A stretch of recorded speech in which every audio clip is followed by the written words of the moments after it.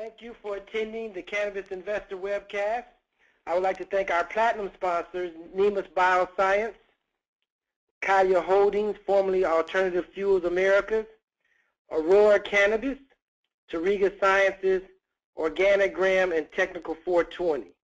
To view Technical 420's latest stock report, please visit www.technical420.com. To ask our next presenter a question, please type your question in the question box on the lower right of the screen.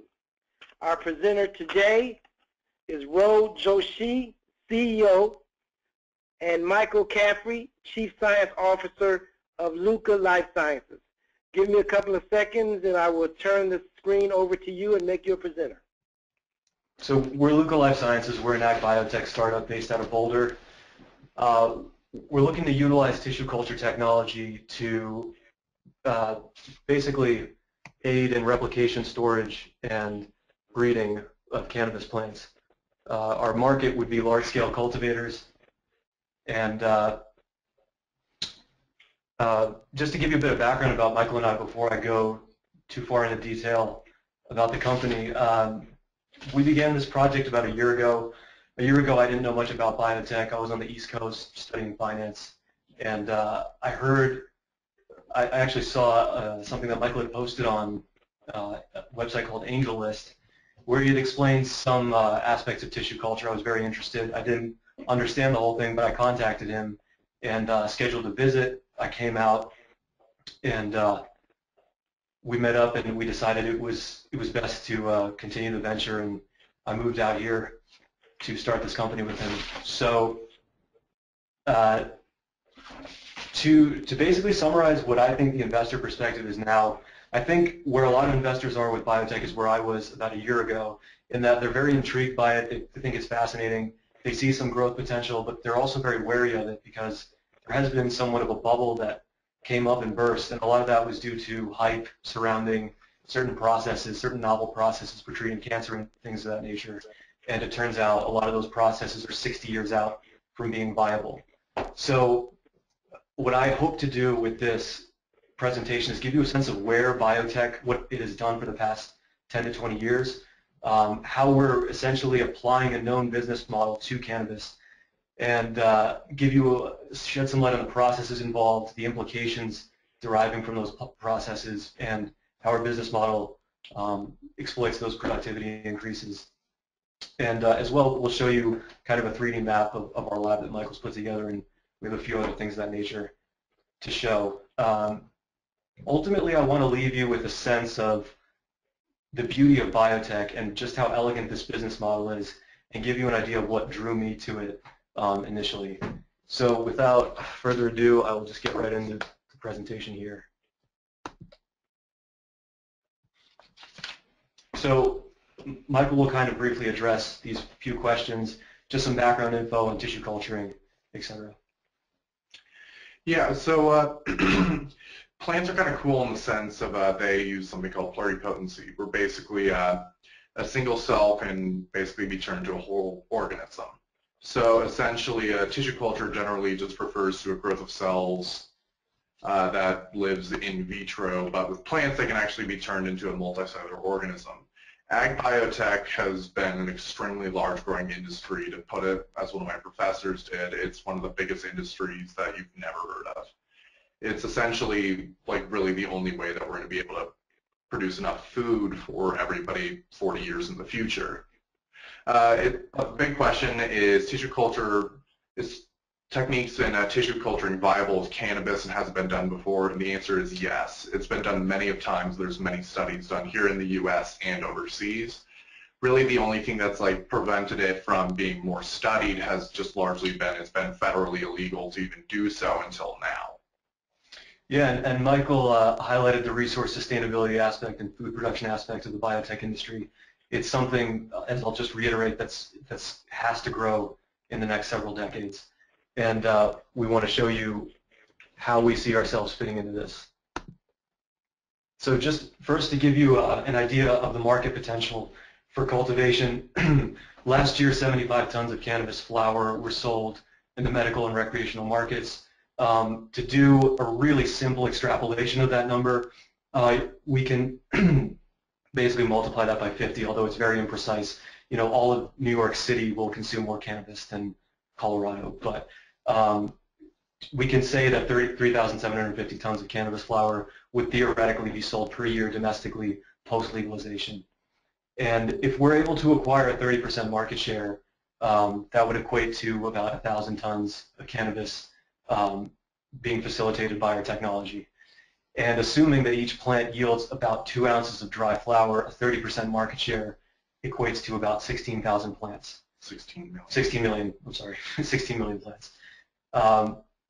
So that's just to give you a rough estimate. We really believe that this is the billion-dollar business model, and we hope to convince you of that throughout the course of this presentation. Now, an issue in long-term cannabis cultivation has to do with the price. Cannabis is a cheap commodity. It's relatively easy to produce, and because of that, there will be a sharp decline as supply restrictions loosen and as the federal ban is lifted. And to kind of drive the point home, this may be redundant, but for all of those of you viewing through webcam, I have here 3 issues of Westwood magazine. Westwood is a magazine that publishes coupons for the cannabis industry for retail sales. Here's February's issue, and we can see Sense of Healing selling $115 top shelf ounce. Sounds like a pretty good deal. It's something I would take them up on. But the very next month, March, we see that go down to $110, so $5 drop in about a month. And in April here, we can see the ounce price is now $80, which is a $35 drop over 3 months. Now, I'm sure 10 to 15% of that has to do with 420 sales, but I mean, just look at the trend over time. It's been downward, and with the rise of the wholesale cannabis market and greenhouse production coming online, we can anticipate that price to drop to only accelerate over time. The implication here being that manufacturing inefficiencies cannot persist in the long term. So right now, cultivators' margins are so fat that they can afford these labor inefficiencies because it doesn't really affect their bottom line, or they at least don't feel the effect on their bottom line. As these margins start to get thinner and thinner, they will certainly start to feel the effects. And it's only manufacturers and cultivators who address these inefficiencies and take on far more efficient processes for replicating, storing, and breeding plants that will survive in the long run. Now let's just talk about some current cultivator pain points. Actually, before I do this, I didn't give any background about myself or Michael. For the past 8 months, I've been working in the cannabis cultivation industry for a company called The Green Solution. They're one of the largest manufacturers of cannabis in Colorado. I believe they have the largest number of retail stores as well. And I worked in research and development. A lot of my work dealt with developing proprietary strains, implementing proprietary nutrient lines, but mainly my work dealt with basically overseeing the cultivation of those proprietary strains and implementing standard operating procedures. I currently work in real estate doing scrapes and rebuilds in the Denver area. Michael recently landed a job offer through one of the premier electrical engineering companies regarding cannabis, and he's in the process of accepting that offer. He is a CU Boulder grad with a double major in applied mathematics and molecular cell developmental biology. He is truly one of the brightest individuals I've ever met, and it's really a pleasure to work with him. Again, getting back to the pain points here, this is all based on personal experience, and through the course of this presentation, you will see how our worlds kind of intersect, myself coming from the traditional breeding world, replication world, and Michael coming from, you know, the cellular level of doing things. So as cultivators, we constantly struggle to curtail mold, pest, disease situations as these factors affect quality, potency, and yield. The solutions ultimately are industrial-grade pesticides and fungicides, some improvements in hydroponic equipment, you know, better nutrient regimens. Obviously, cleaning and sanitation is a big part of it. However, what cultivators really desire is to end the use of those pesticides. It's not fun to be, you know, crammed into a 6,000 square foot warehouse and have just had, for anyone who has experience with pesticides, Avid or Eagle 20 being sprayed, no one enjoys that. So cultivators want to end that, but obtain quality control in regard to their plants. In addition, cultivators really desire to develop proprietary strains to invigorate and differentiate their products so that they can maintain and then maintain ownership of those products so that they can have somewhat of a competitive advantage in the market. Now all these are things that our product offering addresses, and we'll again explain how throughout the course of the presentation. But we just wanted to point out that what the cultivator desires is ultimately what we provide. All right, now we're getting a little bit deeper into our business model. As I said, storage, replication, and customizable breeding services are what we offer. It's a B2B service, and ultimately we're breeding up through really selective breeding techniques, mold, pest, and disease resistance characteristics, which therefore enable uniform quality control, increased yield, a lower resource requirement, shorter flowering times, and desirable physical characteristics. I want to be very clear here in that we're not messing with potency in any way. We're not breeding with the cannabinoids at all. We're not doing anything to enhance potency directly. We're essentially breeding up certain mold, pest, and disease-resistant characteristics, which, as a byproduct, positively influences quality and yield and all the other things listed here. I just want to make that very clear, because the reality is research into cannabinoids and the interaction of cannabinoids is largely unstudied, and it's not something we're going to have a good handle on for several years to come. And rather than chase down a path that could lead to complete darkness, we'd rather chase down a path that leads to a lucrative business opportunity. And again, this is a product offering this is a business model that we're simply bringing to cannabis. Everything that we state from here forward has been done before, with exception to our competitive advantage, which I will get into detail later. Now, let me just show you some of the processes involved in what we're doing. So here you can see just a really rudimentary drawing, you could say, of what a mother plant is. The current methodology for replication is to have rooms full of mother plants, which are cannabis plants that are perpetually kept in the vegetative state. And the replication process is basically removing 5 to 8 inches of plant material, which is known as cutting a clone from the mother plant, which is shown here. Then the second step would be placing it in a medium, which is shown here. Here you have one viable plant placed in a medium, and here you can see the third step is that in 8 to 11 days, roots will form and that plant will be ready to transplant to the vegetative state. This is what's currently done. There are huge, facilities and thousands of square feet dedicated to just mother plants, lighting, nutrients, water, labor bandwidth, all spent on these plants. Okay. What we're going to do now is show you the approach on the cellular level through the biotech approach.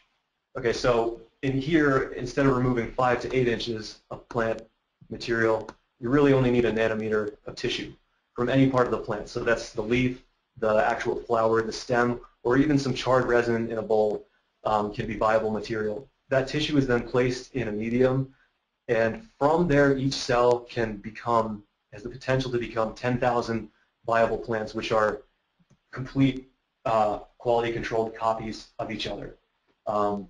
That's kind of the crux, and again, this is something that's been done many, many times with many different agricultural crops. You then need to take this cell to a plant, and it'll take about 3 weeks for that process to occur, to go from tissue to plant, or from culture to plant. Whereas here you can see the difference is 8 to 11 days. It takes a week longer here, but you have the potential for a lot more plants. To break it down further, I'll just standardize a scenario for you guys. Let's say you have one 25 by 40 square foot lab space, and you have a cultivation space that's triple that size, okay?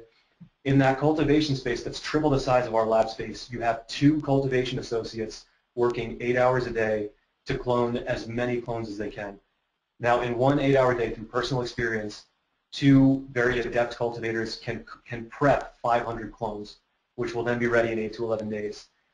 Through Michael's experience in tissue culturing, 2 researchers working in a 25 by 40 square foot lab in one 8-hour day can prep 5,000 to 6,000 clones. So although it'll take a week longer, you can see the vast implication as far as the productivity increase here.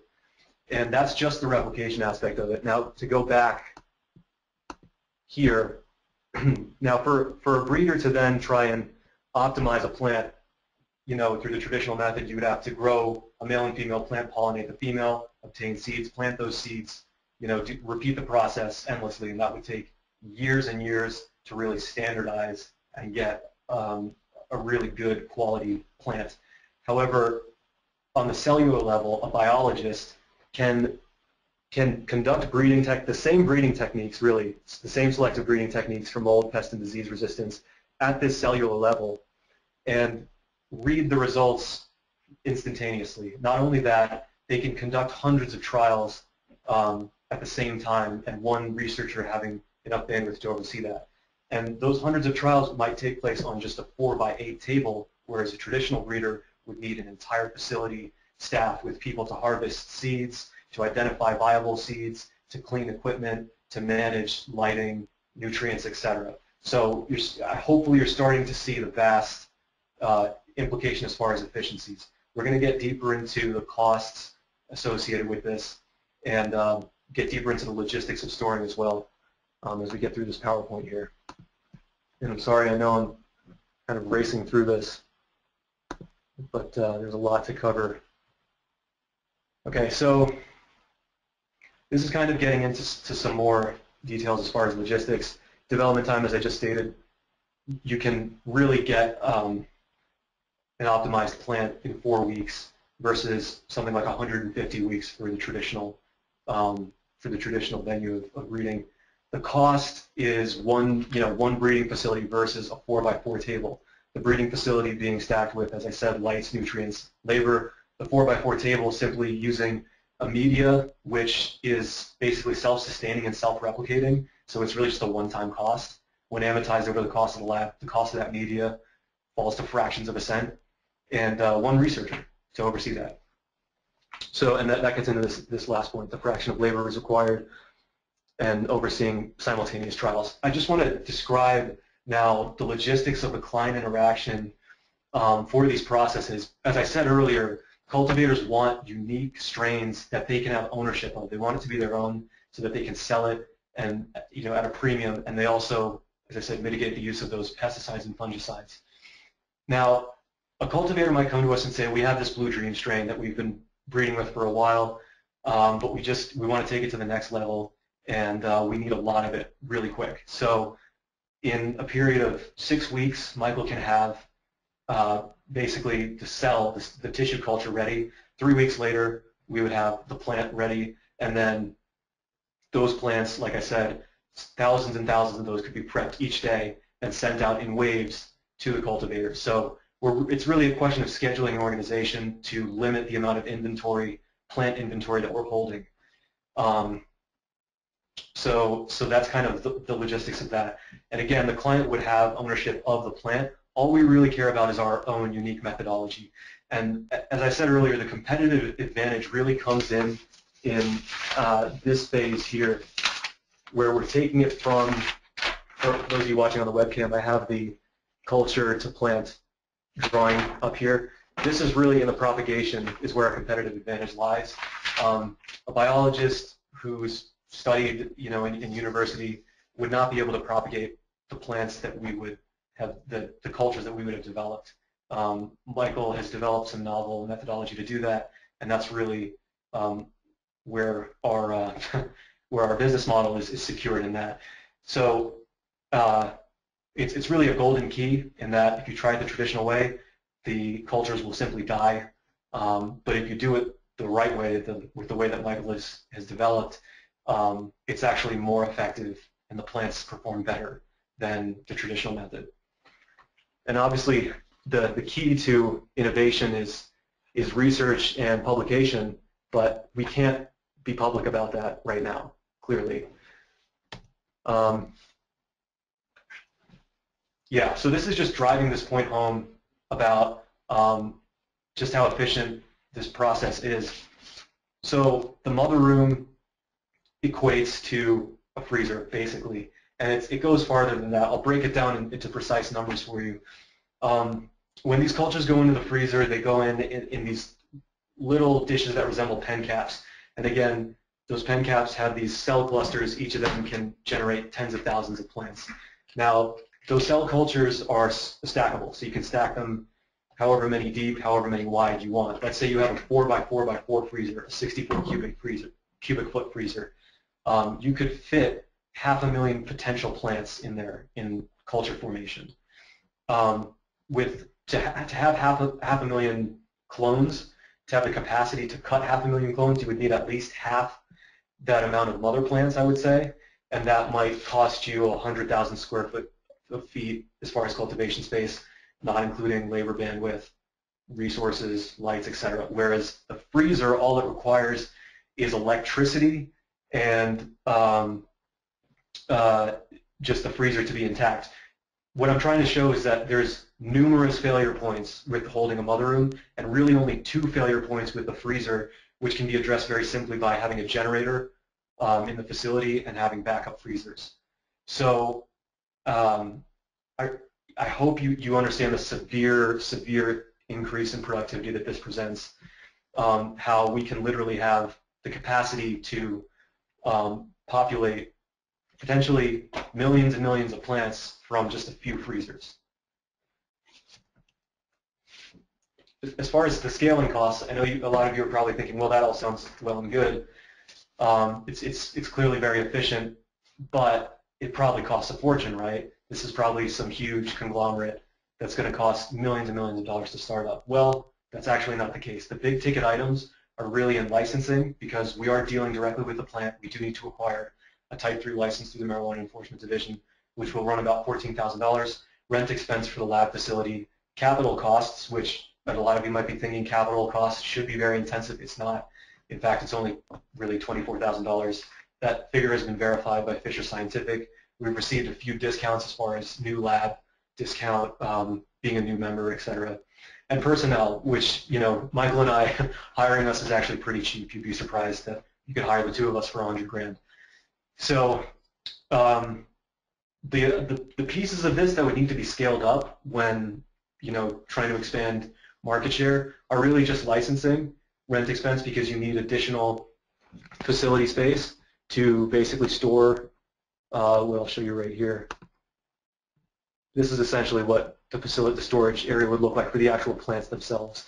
And we would need more of these shelves, fluorescent lights, some of these jars, and we'd have to replicate some more of the media used. But that's really it. And the capital, surprisingly, doesn't really need to be scaled up. As you saw, the freezer itself can hold basically 500,000 plants. So with a few of those freezers, we're set for a good amount of time.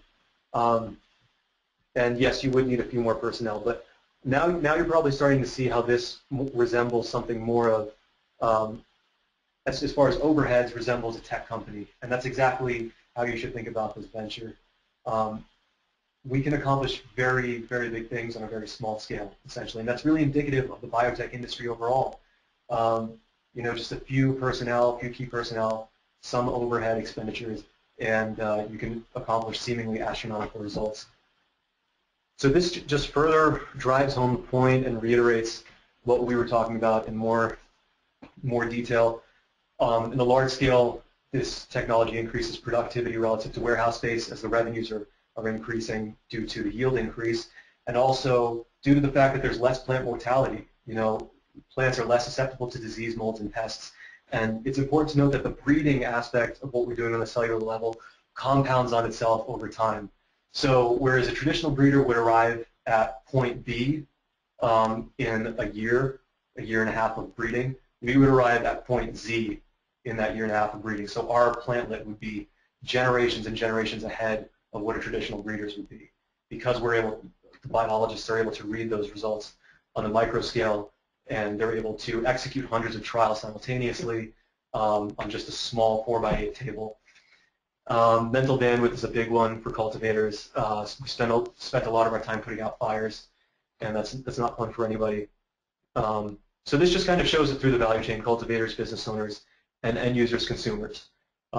This is a big segment that, although we don't sell directly to end users, consumers, we want to win their favor. We want them to know us, and I'll get more into that as far as the branding and marketing is concerned.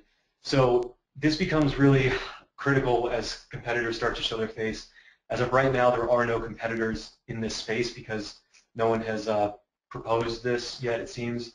Although to us it seems relatively obvious, the industry has not acted on it as yet. Now, genomic artwork is really fascinating, and it's really beautiful. It serves a pragmatic function as well. We want to highlight this in our branding campaigns and really incorporate some of these designs by Michael Kurzwinski out of Canada. We spoke to him. He has a lot of interest in working with us, and it's something that we'll pursue more eagerly down the line. This relates more to marketing as far as developing cheap functional devices which appeal to end users and clients. Okay, so this is kind of where I'm going to step into my product development hat and show you something that we're considering. Basically, here's a traditional, just an herb grinder for lemon and pepper seasoning. You want to store cannabis in glass. You want to store it in glass that is not penetrable to light. So you would ideally like to have this be black. And basically the idea here is to have a storage container that also acts as a grinder. Right now, if you want to grind up your weed, you have to put it in here, grind it all up, get it in the bottom, tamp it down, put it in your joint. It's a whole process. It's almost not worth doing. But if you have a container like this that has a weight at the bottom that's activated by a pulley as you turn the grinder, that'll pull the pulley down and push the cannabis against the grinding surface. You can have different nozzles for different methods of smoking. So for a bowl, you'd have a smaller nozzle with a small circular nozzle, and you would just grind it up. You would have a flat one for a joint. These are just things that can be given away at trade shows, expos, networking events, sales closing that would prominently display our logo. Now, as far as sales and pricing is concerned, we would need to bring on a sales closer post proof of concept. I would utilize my personal channels to drive initial sales, but to really take over that market share, we do need a sales closer basically immediately following proof of concept. And we're going to execute a price skimming strategy at $1 a plant. You have to consider what the cost is for cultivators currently to replicate. It's very low. It's about 10 cents per clone. So for us to then charge an extreme premium like $10 per plant would be ill-advised. So we would start with that strategy, and then basically as soon as we have the market share, start increasing our prices.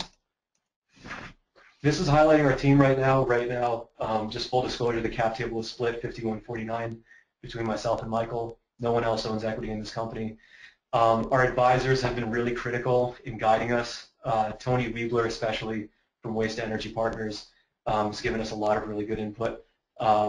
James Bannon providing some analysis advice, as he is a research analyst for the biotech industry. And this may seem like a really barren team. You may be thinking, well, where are the PhDs, et cetera. But again, you have to think of this more as a tech company. We can accomplish these results with just 2 people in the facility. The PhDs will be of value later. The value that they add right now is not enough to basically, as far as the cost that we would incur bringing them on, it's not worthwhile. That's not to say it wouldn't be an asset. For sure, Michael discussing innovations with a PhD for 10 hours a week would foster further innovations, and that would be great. But it's just, from a cost perspective, it's not worth it at this point. Now, about 1.5 to 2 years following proof of concept, we want to replace ourselves out of the positions that we're in and bring on people in the industry with real expertise and experience, PhDs to act as CEOs with vast experience as VP of sales, etc. And the reason being is because we want this to be the billion-dollar company. As we said, this is the billion-dollar business model. We want this company to see that revenue, see that profit. And to do so, we will need to bring on a really well-qualified team. Now, our legal team initially will be on retainer and serve as an asset in compliance and filing provisional patents immediately following proof of concept. In the longer term, we'd like to look at obtaining USDA organic labeling. There's no reason we don't qualify. It's really a matter of a fee that you pay. And the reality being that we don't use steroids or hormones or pesticides. We don't condone the use of any of that, and we don't use it ourselves. So we should qualify, and in the long term, it's something that we'll be looking more into. as far as what I just talked about in the costs associated with filing patents, we would need a really good team of board of directors with a lot of sales experience, access to capital, and a willingness to basically establish networking channels with investors and pitch to them on a regular basis and bring in that capital that we need, that we will need following proof of concept. This is just my contact info. What I just want to back up here and say that our ask is really a minimum of $500,000 up to proof of concept, at which point we would do another fundraising round. We would like to raise more if we can. If we can come to terms with investors, we will. And I also want to just kind of address the elephant in the room, being the fact that in the ag biotech industry, there are certain giants who have kind of smeared the public image of ag biotech, and we're very ethical people. We believe in doing business with the utmost transparency to our clients, and basically we believe that by fostering that mutually beneficial relationship, by working hard for them every single day, that they will then see us in the same light and hold us to that, see us in that high esteem.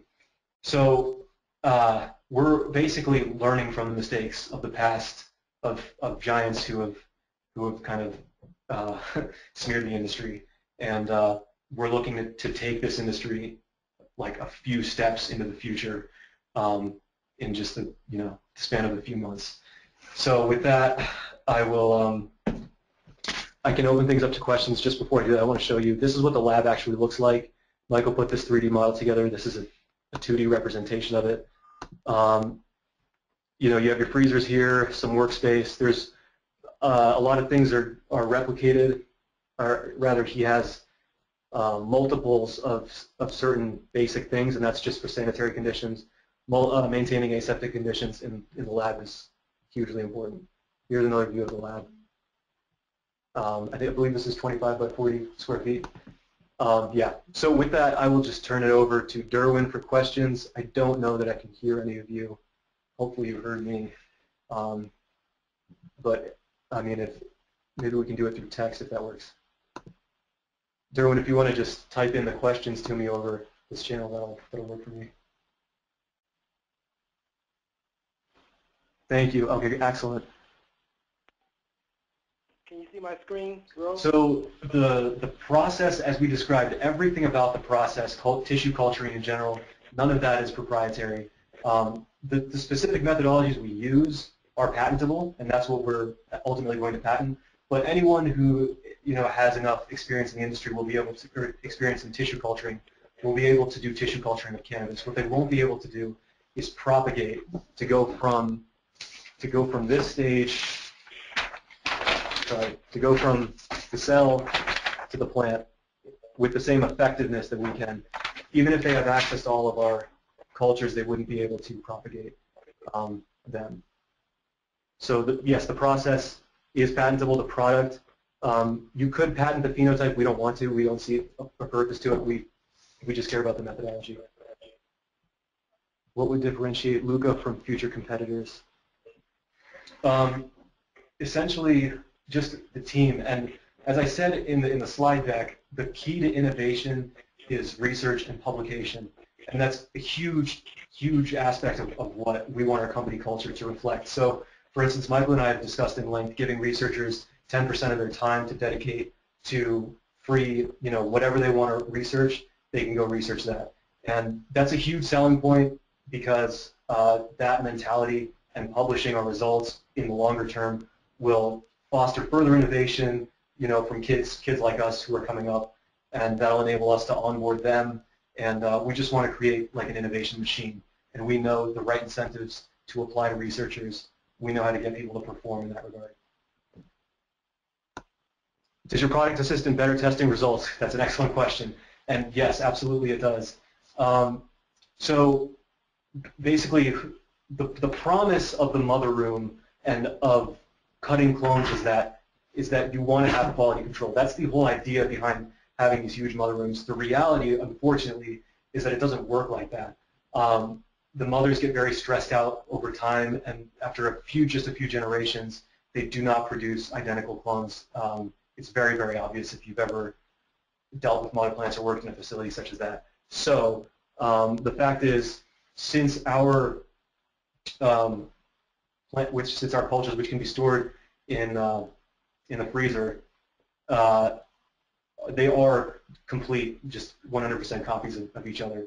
And yes, they would dramatically reduce testing costs, and they would result in much better testing results, absolutely. Because the mold, pest, and disease characteristics are bred up, and it compounds on itself, like I said. So whereas a traditional cultivator would arrive at point A, in a few years we would arrive an order of magnitude ahead of them as far as the mold, pest, and disease aspect. And I also want to point out again, the efficacy of storing in the freezer and just how viable those plants are. Once everyone in my generation dies, essentially those plants in those freezers will still be viable for 50 years. So there are complete quality control, yes. What are the costs to cultivators? The cost to cultivators as far as cloning or as far as what the product costs. The product, as of right now, we're stating it as $1 per plant as a price skimming strategy to take over market share.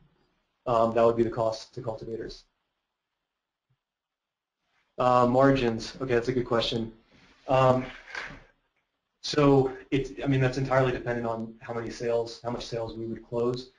I'm assuming through my own personal channels that we can do 40,000 plants a cycle, which is every 8 to 10 weeks, 40,000 plants. That translates to a few $100,000 a year in the first year in revenues. So with that in mind, and with the help of a sales closer, oh man, yeah, there are a lot more questions. With the help of a sales closer, we could foreseeably do $500,000 in the first year, although I can pull up our costs and show you what our margins would be over time. For us to be profitable, it would take about a year and a half. How do your margins look as you scale? Yeah, that's where it's all in scaling it, because once we cover our initial fixed costs, the variable costs are almost nil. As I said, the media is self-replicating, and the fact is we don't really need a lot more human capital or income-producing assets to produce an order of magnitude more plants. We simply need more licenses and facility space. So the margins just get exponentially better and better over time. I can give you exact numbers. If you give me your name, I can do a little bit more analysis in that. What will be the next catalyst for your business? Okay, that's a great question. Michael has a litany of ideas as far as what he wants to look at next. Textiles and hemp plastics and things of that nature are a huge, huge market. Hemp is extremely versatile, and biotech can serve as a huge asset in that regard. And that's a bigger market opportunity than this, even. So that's a different presentation for a different day. But yes, we're definitely thinking about the future of hemp and cannabis. Yes, we would be able to do business with recreational and medicinal cannabis dispensaries. There's no reason, there's nothing that prevents us from doing business with both sides of the market. How do you acquire cultivators and consumers? Through my own personal channels. I worked for the Green Solution. I have connections with 3 large-scale cultivators currently who have an average of 20,000 square feet in cultivation space, who are extremely interested in this product and bringing it to market. So that's the initial sales push. From there, it's a matter of establishing additional warm introductions and really assembling a tight sales team who understands the product, who understands how to explain it. Just Michael and I, just the 2 of us, and that's more than enough to get us through proof of concept and generate 40,000 plants per cycle in sales. As hard as that is to believe, we're a lot like a tech startup in terms of overhead and personnel requirements. Well, it depends on how you define full scale. If you define full scale as 16 million plants, I really don't know. I haven't thought that far ahead. And the reality is the next 5 years, the technology surrounding storage capabilities and propagation capabilities are going to dramatically accelerate. This is an industry that changes almost on a daily basis, and the improvements are just incredible. So for me to project that, I couldn't do. How does legislation impact your business? Well, the fact is we do need to acquire cultivation licenses because we will be holding plants. So it impacts our business in the sense that we're limited in terms of how much inventory we can hold by our license. So again, when scaling comes into play, we need to acquire a few more Type 3 licenses to do so. I have, by the way, discussed our company with the director of the Marijuana Enforcement Division, and they seem to be on board. They're for anything that's going to result in better testing, basically, and less use of pesticides. Another thing to point out is that there are pesticide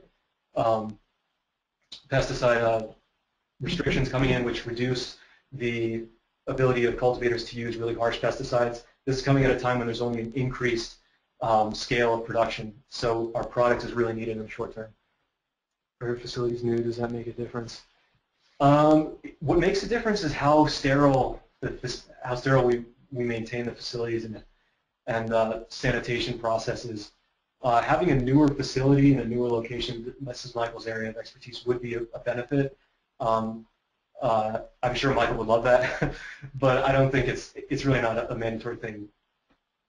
If you raise $250K, what percentage of your company would that represent? We'd be open to negotiation on that. And again, there's certain capital investments, resource investments that can also accompany that. We want to know who we want to partner with the right investor. We don't want to just partner with anybody. But at $250K, we could do probably, I don't want to give out our last number, so let's say 7%. Let's say 7%. Let's start there. Great, thank you. I look forward to, no, that's it. I just want to thank Derwin for hosting the event, and thank you all for attending and listening to me ramble. I'm going to be reaching out to a lot of you, and hopefully we can continue the conversation. I'm happy to address additional questions over email and phone, and back up through some of the slides and reiterate points that I may have placed over. But that's about it. Yeah, if anybody has any technical questions for me or how it's done or just anything about it, you can contact me as well, and I'd be more than happy to meet up, have a phone call, video chat, Skype. So thank you. Take care.